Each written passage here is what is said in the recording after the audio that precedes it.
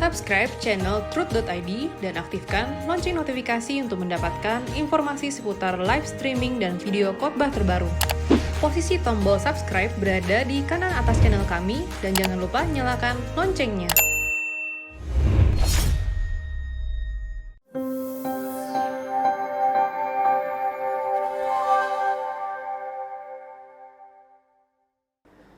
Shalom, Bapak Ibu, Saudara sekalian. Hari ini kita akan diskusi. Jadi bukan khotbah. Kalau diskusi itu kita lebih banyak ngobrol. Nah, tapi karena ini lewat YouTube atau video, kan kita nggak bisa ngobrol langsung. Dan ini juga di tapping, jadi nggak bisa live chat. Nah, jadi selama berjalannya diskusi kita, saya akan kasih beberapa pertanyaan. Nah, kalau saya ada kasih pertanyaan, bisa dijawab sendiri di rumah. Karena itu akan membantu kita memulai. Nah, diskusi kita nih akan dimulai dari satu ilustrasi lah. Bayangin kita lagi duduk, terus kita baca Alkitab lewat handphone atau lewat buku. Tiba-tiba ada ayat, Amsal 10, ayat 22. Lagi kita baca, terus tulisannya gini, berkat Tuhanlah yang menjadikan kaya, susah payah tidak akan menambahinya. Bayangin, kita lagi duduk nih. Kita baca ayat nih, berkat Tuhanlah yang menjadikan kaya, susah payah tidak akan menambahinya. Buat Bapak Ibu, Saudara sekalian, apa sih maksud ayat ini? Amsal 10 ayat 22. Berkat Tuhanlah yang menjadikan kaya, susah payah tidak akan menambahinya. Banyak orang akan berpikir, maksudnya berkat Tuhan yang bikin kita kaya. Kerja keras nggak bisa nambah harta kekayaan. Tapi kan kadang-kadang, apalagi kalau pengkhotbah atau pencipta khotbah Truth ini kan sering dengerin khotbah, pasti ngerti masa iya sih? Jadi kita nggak perlu kerja keras gitu. Jadi harta kita bisa bertambah hanya karena berkat Tuhan dan kita nggak perlu kerja keras. Nah, seringkali ketika kita baca ayat firman Tuhan, banyak hal yang kita nggak langsung ngerti. Kalau halnya kita nggak langsung ngerti, ada dua. Nggak usah mau tahu, atau nggak tahu tapi mau tahu. Kalau orang yang biasanya lebih serius baca, kadang-kadang dia suka nanya, apa iya sih Tuhan ngomong gini? Apa iya sih Alkitab maksudnya gini? Dia biasa akan cari tahu. Nah, kalau Bapak Ibu klik link yang hari ini tentang berkat Tuhan yang menjadikan kaya, pasti Bapak Ibu juga penasaran maksud ayat ini apa sih? Hari ini kita akan belajar teknik tafsir sederhana hanya dalam 5 menit. 5 menit Bapak Ibu akan tahu teknik sederhana yang namanya teknik komparasi, teknik perbandingan. Seringkali kalau kita, di STT juga diajarin, ketika kita lagi baca ayat, kalau ayatnya kita rasa janggal, aneh, kita akan membandingkan ayat ini, sebelum lihat teks asli, kita akan membandingkan ayat ini dengan ayat terjemahan lainnya. Nah, kalau Amsal 10 ayat 22, tulis, berkat Tuhanlah yang menjadikan kaya, susah payah tidak akan menambahinya. Kita akan komparasi, perbandingkan dengan terjemahan lain. Nah, kita mungkin hanya bisa bahasa Indonesia, nggak apa-apa. Tapi kalau kita bisa bahasa Inggris, biasanya akan lebih baik. Karena kan banyak juga Alkitab versi bahasa Inggris yang beredar. Kalau misalkan kita pakai aplikasi biasa, aplikasi Alkitab, kita bisa lihat di versi bahasa Alkitab. Kita bisa lihat versi terjemahan mau apa aja. Biasanya kalau saya atau umumnya orang pakai King James Version kalau bahasa Inggris, KJV. Kalau kita di Alkitab biasa itu TB. TB itu terjemahan baru. Itu bukan satu-satunya terjemahan di Alkitab. Ada beberapa terjemahan. Kalau misalkan ayat tadi kita baca dalam bahasa Inggris, tulisannya gini. KJV. The blessing of the Lord, it make it rich, and he added no sorrow with it. Artinya, nah kalau artinya nanti saya yang terjemahin, saya ulangi aja ya. The blessing of the Lord, it make it rich, and he added no sorrow with it. Kalau Bapak Ibu yang ngerti bahasa Inggris, pasti langsung nangkep bahwa, oh itu maksudnya. Berarti selama ini saya salah paham. Tapi kalau Bapak Ibu hanya bisa bahasa Indonesia, saya saranin coba komparasi atau perbandingkan dengan terjemahan lama. Terjemahan lama berbicaranya gini, bahwa berkat Tuhan juga yang menjadikan kaya. dan tiada disertainya dengan kedukaan. Artinya, berkat yang dari Tuhan yang menjadikan seseorang kaya, itu tidak Tuhan tambahkan kedukacitaan, kegelisahan, kecemasan, kekhawatiran di dalam berkatnya itu. Bukan artinya sorrow itu kerja keras. Sorrow itu tidak berarti kerja keras. Sorrow, and he added no sorrow with it, artinya duka cita, kecemasan, kegelisahan, kekhawatiran, penyakit mungkin. Nah, kenapa sih ini penting? Karena kalau kita lihat di Kamus Besar Bahasa Indonesia aja, uniknya berkat artinya karunia Tuhan yang membawa kebaikan dalam hidup manusia. Jadi berkat itu artinya karunia Tuhan yang membawa kebaikan. Jadi selalu indikasi berkat yang dari Tuhan adalah tidak disertai dengan malapetaka, kecemasan, kegelisahan, kekhawatiran. Emangnya kalau orang kaya pasti dari berkat Tuhan? Tidak. Kekayaan bisa datang dari kecurangan, penipuan, korupsi. Kekayaan bisa datang. Itulah kenapa Alkitab jelasin.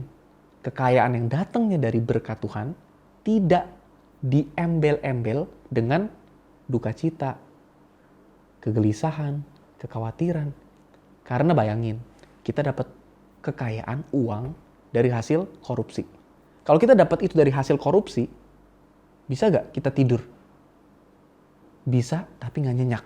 Karena berpikir, jangan-jangan nih, besok nih, pegawai KPK yang itu tuh yang udah mulai curiga, dia akan geledah kantor saya. Saya harus siap-siap. Ada gak ya dokumen yang belum saya hancurin? Jangan-jangan nih, nanti teman saya yang saya bagi bagian korupsi saya akan ngaduin saya, akan jual kepala saya nih. Kalau kita dapat, ya nggak usah jauh-jauh deh.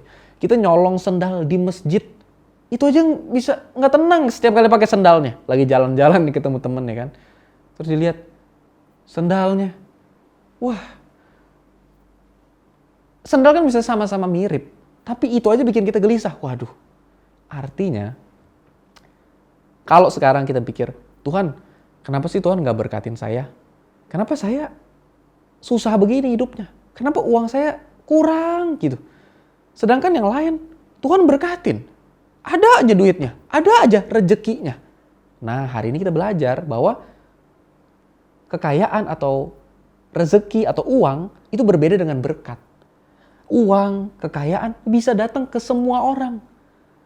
Ada orang yang kerja keras tanpa Tuhan bisa kaya.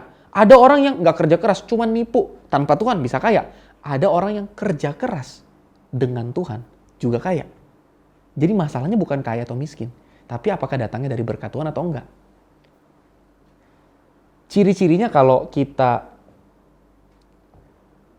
punya berkat yang bukan dari Tuhan, ya namanya bukan berkat jadi ya, kekayaan lah gitu ya. Itu kita datengin dari menghalalkan segala cara. Dan biasanya uang itu akan kita pakai untuk kepentingan kita sama kelompok kita atau keluarga kita.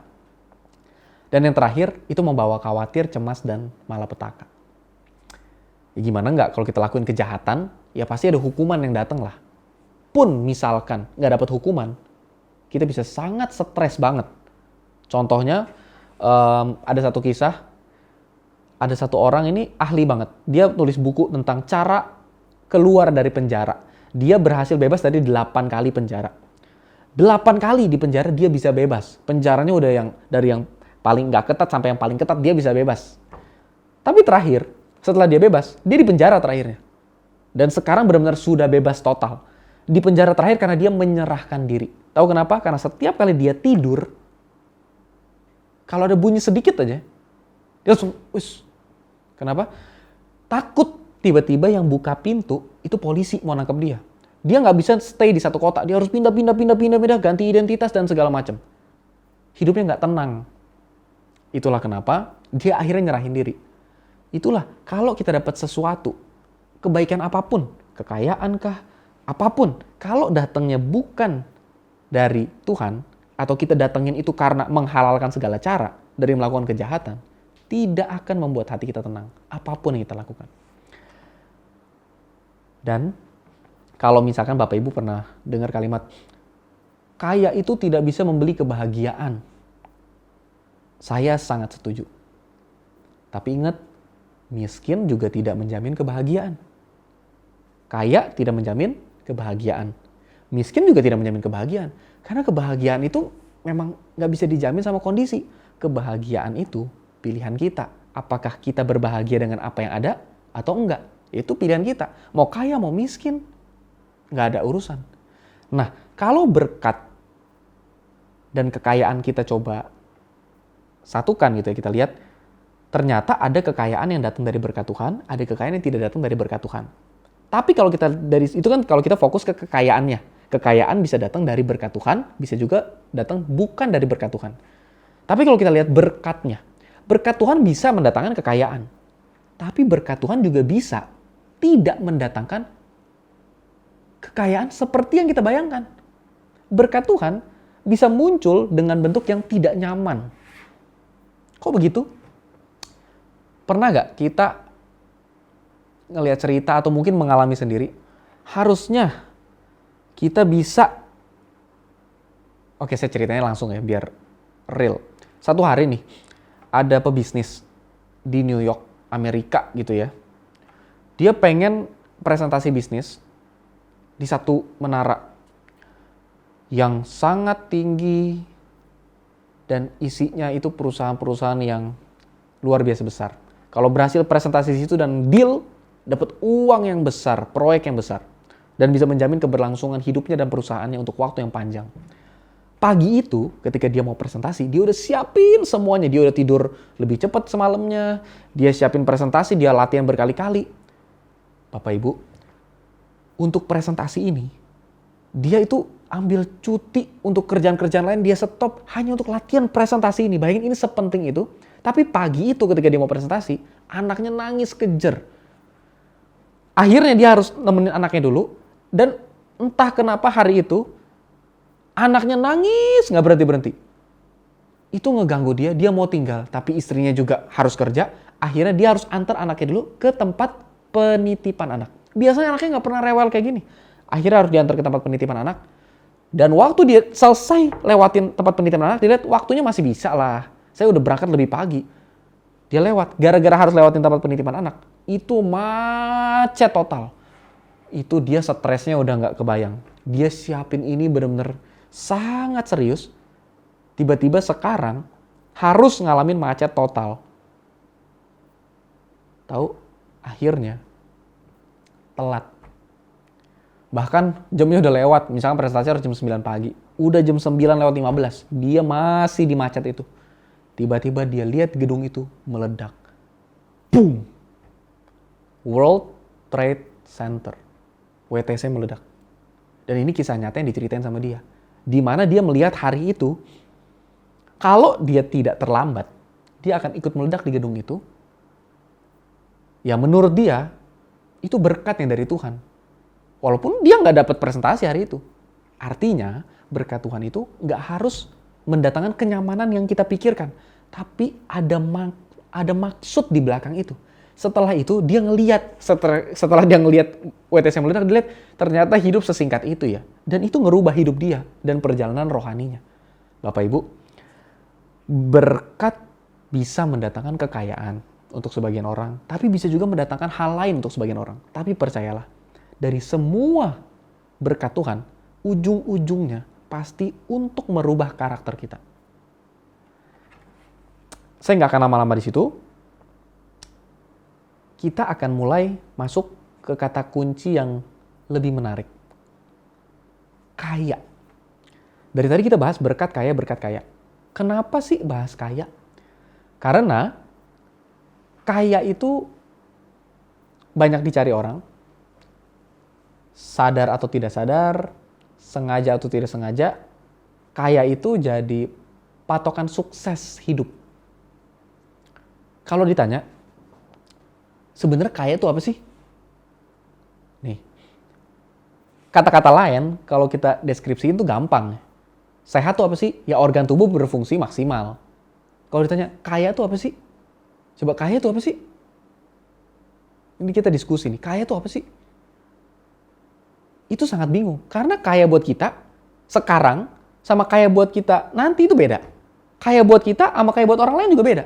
Contoh, wah itu mah nggak susah Pak. Kaya itu yang harus punya mobil, at least punya rumah, ya punya pekerjaan oke, dan bisa jalan-jalan ke luar negeri.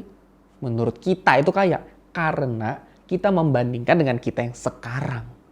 Yang mungkin nggak punya rumah, harus kontrak. Yang mungkin nggak naik mobil, naik motor. Yang mungkin nggak bisa jalan-jalan ke luar negeri. Jadi kalau kita bisa ngelakuin semua itu, kita ngerasa kita akan jadi orang kaya kalau bisa ngelakuin itu. Tapi buat orang yang terlahir, jalan-jalan ke luar negeri, naik mobil, punya rumah banyak, itu mah bukan kaya. Kaya itu kalau mau jalan-jalan, nggak naik mobil, tapi naik helikopter. Itu kaya. Kata dia, karena dia kagak naik helikopter. Kalau dia lahir naik helikopter, dia bilang helikopter mah nggak kaya. Yang kaya itu adalah kalau kita punya aset. Aset ratusan miliar, itu kaya. Kita punya bisnis yang berjalan ratusan miliar, itu kaya. Itu menurut dia, karena dia nggak punya ratusan miliar. Kalau dia terlahir dengan triliunan, artinya kaya itu sangat membingungkan. Yang ngeri adalah kaya itu kalau diterjemahkan, ya yang penting lebih dari cukup. Sekarang saya tanya, cukup itu seberapa? Saya aja susah dibilang cukup itu seberapa. Sekarang yang kita rasa cukup, belum tentu ketika besok kita alamin, itu masih cukup buat kita. Cukup itu relatif banget, kaya juga relatif banget. Nah, kalau itu sesuatu yang kayak nggak ada ujungnya, terus kita kejar, itulah yang Pak Wihnyo sering bilang hedonic treadmill.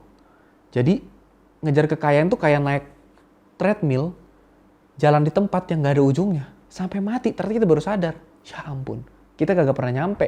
Bukan nggak pernah nyampe. Kalau dulu kita pikir kaya punya rumah, sekarang kita punya rumah, tapi kita masih belum merasa kaya, karena kaya nggak ada ujungnya. Nah, kalau misalkan kita ditanya, kapan sih waktunya buat kita serius nolongin orang lain?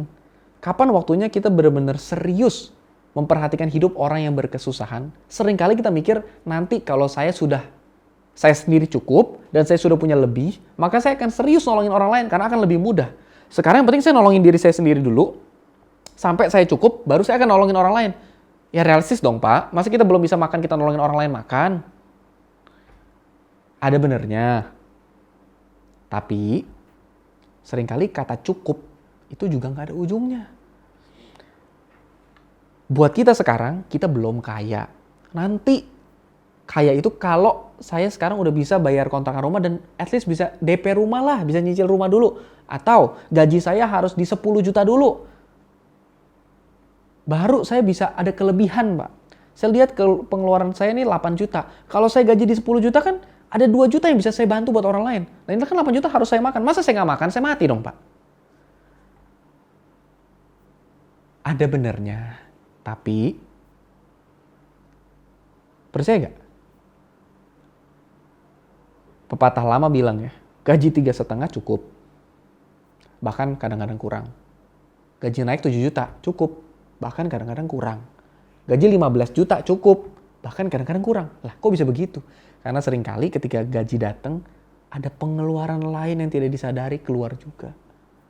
Karena dulu waktu gaji 3,5 juta pakai handphonenya Xiaomi. Waktu gajinya 7,5 juta pakainya Samsung. Waktu gajinya 15 juta pakainya iPhone. Ya pengeluarannya nambah terus lah. Cicilannya nambah lagi. Kagak kaya-kaya. Padahal sudah semakin banyak uangnya. Sudah semakin banyak kesempatan ngasihnya. Atau ngebantunya. Saya yakin ngebantu orang lain gak harus lewat uang. Tapi tentu uang akan sangat mempengaruhi untuk kita bisa ngebantu orang lain. Kalau ditanya, kapan sih kita harus ngebantu orang lain? Jawabannya ya sekarang lah. Kenapa? Karena sekarang ini kita tuh udah kaya dibandingkan orang-orang yang harusnya kita bantu. Karena buat dia, kita udah kaya. Buat kita belum kaya. Karena kita ngelihatnya ke dia, ke orang yang lebih tinggi. Buat mereka yang harusnya kita bantu. Punya pekerjaan tetap dengan gaji 5 juta aja, udah kaya banget. Lah dia nggak punya pekerjaan. Saya setuju, membantu orang tidak harus dengan ngasih duit. Kadang-kadang kita kasih uang, juga bukan yang ngebantu, malah dia jadi makin males. Jadi dia pikir udahlah kalau nggak punya duit dia tinggal pindah dari A ke B ke C berharap belas kasihan. Betul. Tapi begini, kalau tidak kasih uang ngebantu dia gimana? Ya kita harus ngerubah pola pikir karena pola pikir paling penting. Oke, gimana cara ngerubah pola pikir dia? Kita kan harus datengin dia, ajak ngobrol kan. Mungkin nggak kita ajak ngobrol dia kalau kita nggak punya waktu? Nggak mungkin lah. Kok bisa orang nggak punya waktu? Karena harus kerja cari duit. Jadi yang kita dapetin kalau kita kaya adalah kalau kita punya waktu. Nah, kalau kita sekarang punya waktu, mungkin itu salah satu definisi kaya. Mungkin kaya artinya bukan hanya punya uang, tapi punya waktu. Karena orang yang kaya, tujuannya kaya adalah supaya dia nggak harus kerja dari pagi sampai malam cari duit. Dia punya waktu untuk nikmatin uangnya, dia punya waktu untuk lakuin banyak hal. Nah mungkin kalau kita sekarang uangnya nggak sebanyak orang-orang itu, tapi kita punya waktu, mungkin itu definisi kaya kita. Dan dengan kita punya waktu, kita bisa nolong lebih banyak orang. Dan mungkin lebih banyak orang itu bukan harus orang Afrika yang di luar sana. Mungkin lebih banyak orang itu bisa jadi orang-orang sekitar kita. Mungkin itu orang tua, mungkin itu adik, mungkin itu anak, siapapun. Panggilan orang masing-masing. Nah, karena kita tadi udah diskusi dengan konsep kaya, dan kita nggak nemu ujungnya, seperti kesannya kaya membuat kita terjebak. Mencari kaya membuat kita nggak ada capek-capeknya, nggak ada selesai-selesainya lari. Mungkin nggak kalau kita berpikir begini? Kira-kira ya, apa sih yang lebih penting dari kaya? Saya ngerti menjadi kaya itu penting. Seriusan, menjadi kaya itu tidak duniawi. Menjadi kaya itu penting kalau kekayaan dipakai untuk kepentingan banyak orang. Ya kalau kita makan aja susah, gimana bisa nolong orang lain?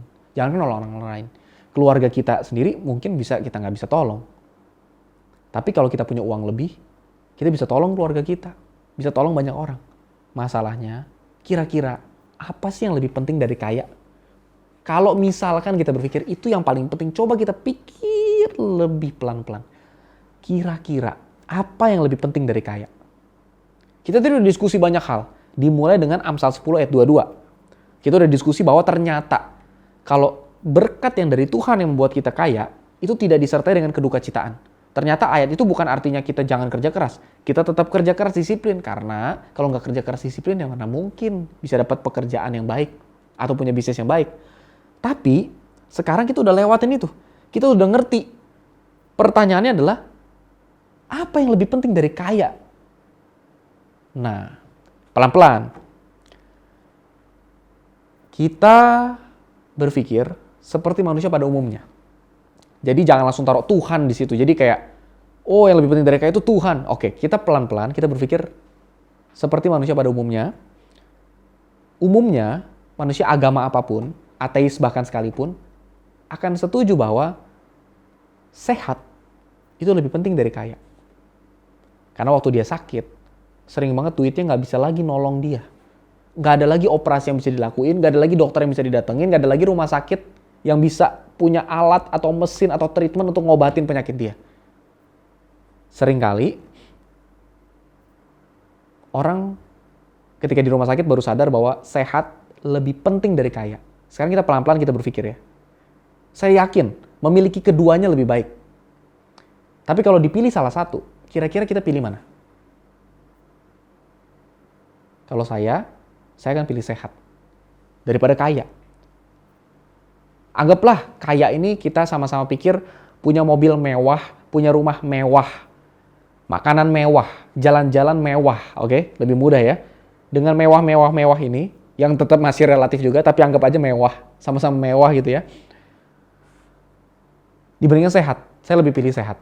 Ya karena itu, kalau punya semuanya tapi saya sakit mana bisa dinikmatin juga. Oke. Kita mungkin sebagian besar setuju sehat lebih penting dari kaya. Kalau kita mau sedikit lebih kritis, kira-kira apa yang lebih penting dari sehat? Tunggu dulu, jangan langsung masukin Tuhan di situ. Saya yakin banget Tuhan tuh yang paling penting. Dan yang terpenting, dan satu-satunya yang penting bahkan. Bukan hanya nomor 1, tapi nomor 1, nomor 2, nomor 3, nomor 4, semuanya Tuhan. Tapi pelan-pelan, manusia pada umumnya mau agama apapun, kira-kira di atas sehat, apa yang lebih penting dari itu? Ini mungkin jadi perdebatan. Tapi, saya cukup yakin, ini benar. Yang lebih penting dari sehat adalah hidup. Karena kalau kagak hidup, ya kagak bisa semuanya itu. Banyak orang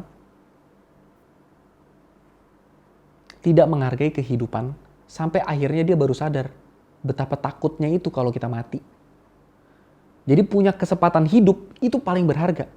Itulah kenapa di Alkitab dibilangnya, buat apa kamu punya segala sesuatu di dunia, tapi kamu kehilangan nyawa kamu. Hidup kamu hilang. Kamu mati. Hari ini juga kamu mati. Buat apa semuanya itu? Artinya hidup itu penting. Bahkan lebih penting dari sehat, lebih penting dari kaya. Mungkin perdebatan. Tapi buat saya begitu. Ya ini buat saya, buat Bapak Ibu mungkin berbeda. Tapi buat saya hidup itu lebih penting dari semua itu. Karena kalau nggak punya kesempatan hidup ya nggak bisa semuanya. Tapi kalau kita berpikir lebih kritis lagi, mungkin kita akan menemukan kira-kira apa yang lebih penting dari hidup. Gak ada lah, hidup paling penting. Tuhan. Jangan dulu tambahkan Tuhan. Saya yakin Tuhan yang paling penting dan satu-satunya yang penting sebenarnya. Tapi kali ini kita mau lihat dulu dari sisi manusia pada umumnya.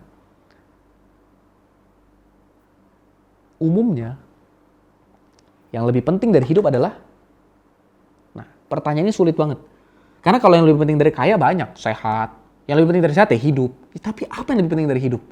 Yang lebih penting dari hidup menurut saya, menurut pengamatan saya yang terbatas, yang lebih penting dari hidup adalah cinta. Percaya gak?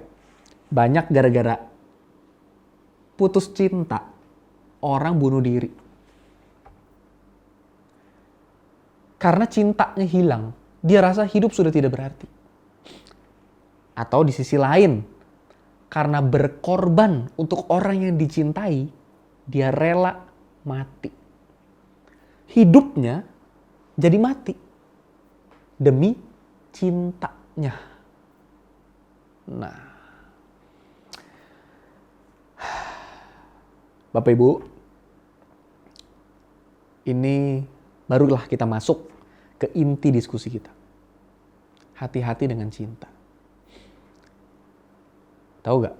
Keajaiban terbesar dunia ini adalah Tuhan jadi manusia berkorban. Karena begitu besar cinta Allah pada manusia, sehingga ia mengorbankan anaknya yang tunggal.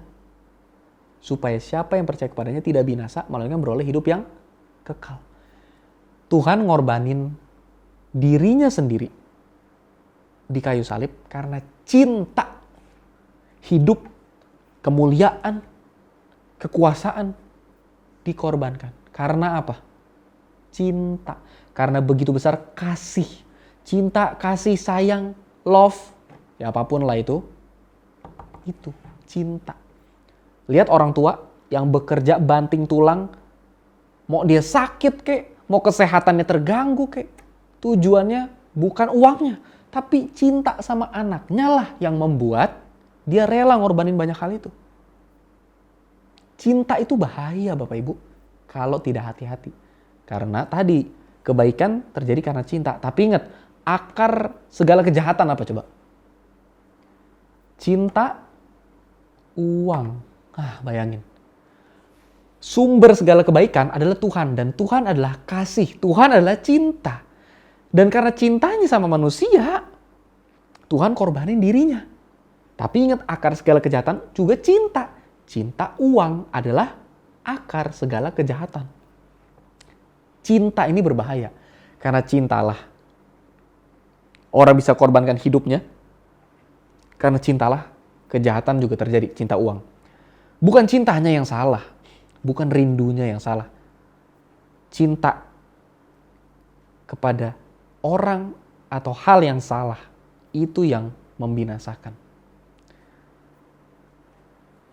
Nah, ngomong-ngomong soal cinta, cinta itu susah didefinisikan.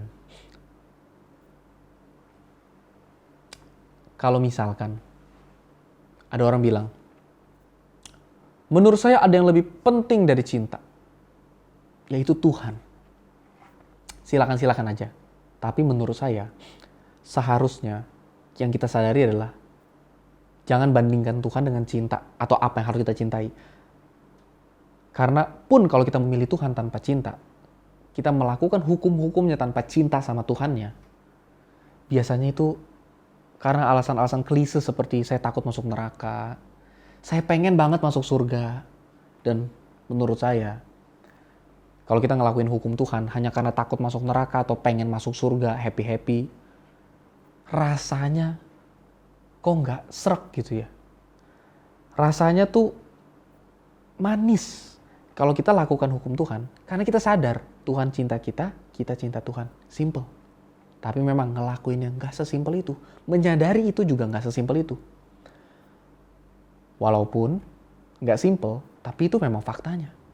Kalau kita nggak lakuin hukum-hukum Tuhan karena cinta, tidak akan bertahan lama. Cinta itu kan beragam, tapi izinkan saya bahas dari sudut pandang ini tentang cinta. Cinta yang sejati itu tidak pernah berkorban. Tadi saya bilang, Tuhan berkorban. Orang yang sayang sama seseorang akan berkorban, bahkan mengorbankan hidupnya untuk cinta. Tapi sesungguhnya pengorbanan itu kalau dilihat dari mata orang lain. Tapi buat orang yang melakukannya, dia tidak pernah terpikirkan bahwa itu berkorban atau mengorbankan sesuatu kalau dia cinta. Orang tua nih, orang tua yang benar, yang berkorban banyak hal untuk anaknya. Ketika dia benar-benar cinta, nggak satu titik pun tuh. Walaupun dia kalau makan ayam dia cuma makan leher sama ceker. Walaupun kalau tidur, anaknya tidur di kasur, dia tidur di lantai pakai tikar gara-gara kasur nggak cukup. Ataupun banyak posisi tapi dia tidur di tempat yang paling kesorot AC gara-gara anaknya kalau kesorot AC sakit, dia juga sakit tapi dia nggak mau anaknya sakit karena dia cinta. Dia tetap pilih itu.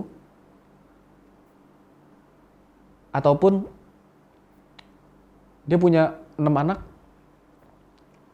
anaknya banyak yang sukses tapi ada yang susah. Keluarganya berantakan, nggak punya pekerjaan tetap, cuma dagang kue. Si ibu ini bisa tinggal sama siapapun, tapi dia lebih milih tinggal sama anak yang paling susah. Kenapa? Karena cinta. Nah, kalau kita tanya, berapa besar pengorbanan yang sudah kamu lakukan buat keluarga kamu, buat orang yang kamu cintai? Orang yang benar-benar cinta nggak pernah ngerasa itu pengorbanan. Kalau selama masih ngerasa berkorban, itu bukan cinta, tapi masih investasi. Saya berkorban dulu nih ya, tapi nanti kalau gede, kamu bales cinta saya. Biasanya bukan cinta, itu karena investasi. Ingat gak dulu lu, gue pernah bantuin? Ya, kalau masih diungkit-ungkit bukan cinta. Cinta yang beneran mah udah ngalir aja. Ya kayak yang Tuhan lakuin. Tuhan berkorban, mengorbankan nyawanya buat seluruh umat manusia. Tapi nyatanya, ya masih ada aja orang yang kagak peduli. Apakah Tuhan artinya nggak berkorban buat dia? Enggak, Tuhan waktu mati di kayu salib dia berkorban buat dia juga. Dia sia-siakan gitu aja. Apakah Tuhan nggak sakit? Bayangin, nggak usah jauh-jauh ke Tuhan. Kita nih, punya 5 anak. Naik mobil, terus anggaplah karena satu dan lain hal kita kecelakaan. Lalu di situ ada pilihan. Kita bisa nolongin 5 anak kita, tapi kitanya kejebak di mobil terus kita meninggal, atau kita sakit atau apapun, atau kita biarin anak kita ya sebagian atau semuanya meninggal tapi kita selamat. Terus kita korbanin diri kita, terus anak kita yang selamat. Dari 5 anak itu yang selamat, cuman ada 1 akhirnya yang hidupnya berubah. Sadar bahwa hidup itu jangan disia-siakan karena papa sudah korbankan hidupnya ceritanya.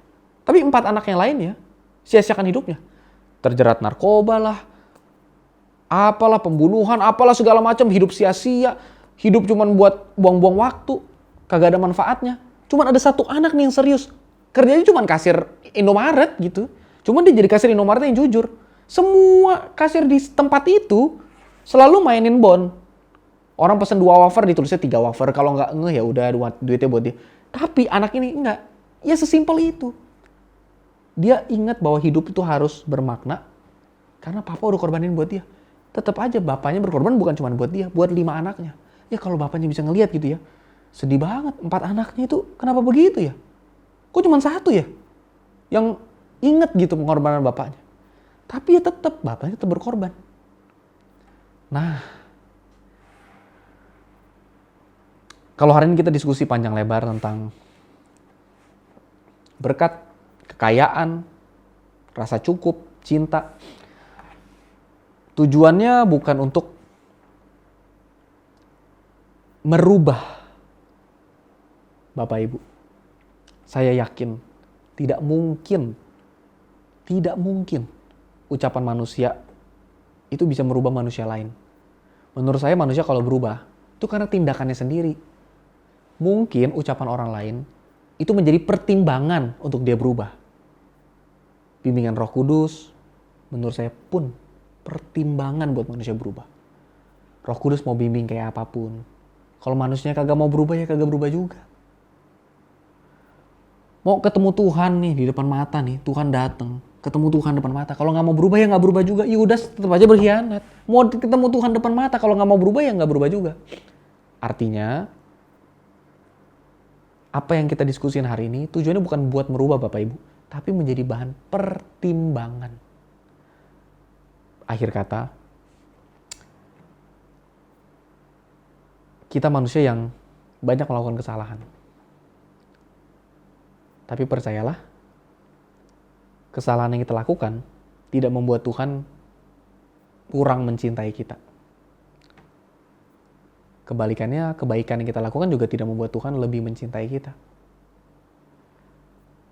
Walaupun yang kita lakukan itu kesalahan ataupun kebaikan, cinta Tuhan tidak pernah berubah. Orang tua yang sayang sama anaknya kurang ajar, atau anaknya juga sayang sama dia, ya namanya orang tua ya tetap sayang sama anaknya. Orang tua yang sejati, apalagi orang tua di dunia yang bisa jahat aja, begitu. Apalagi orang tua yang sejati Tuhan, yang ciptain kita, yang hembusin nafasnya buat kita, itu orang tua yang sejati buat kita. Ya dia tetap sayang apapun keadaan kita. Tapi sayang banget gak sih kalau ternyata di akhir hidup, yang bisa berakhir kapanpun hidup kita ini, ternyata karena kekonyolan kita sia-siakan cinta Tuhan, dan bukannya hidup bahagia, kita lebih milih hidup senang-senang sebentar. Tapi kehilangan cinta yang begitu dalam. Di akhirnya saya hanya mempertimbangkan atau memberi pertimbangan, siapa tahu dengan mendengar khotbah ini, kita jadi tersadar beberapa hal. Kalau tersadar beberapa hal, mari kita berubah. Berubah bukan karena kita takut masuk neraka atau karena mau masuk surga. Berubah karena kita sadar betapa Tuhan cinta kita dan cintanya gak pernah berubah. Dan betapa kita juga akan bahagia kalau kita nemu cinta di dalam Tuhan. Khotbahnya sampai di sini, diskusinya sampai di sini. Mari kita tutup dalam doa. Tuhan, terima kasih. Hari ini kami sudah mendengar firman-Mu. Pimpin kami Tuhan bisa melakukan firman-Mu dalam hidup kami. Dalam nama Tuhan Yesus kami bersyukur dan berdoa. Amin.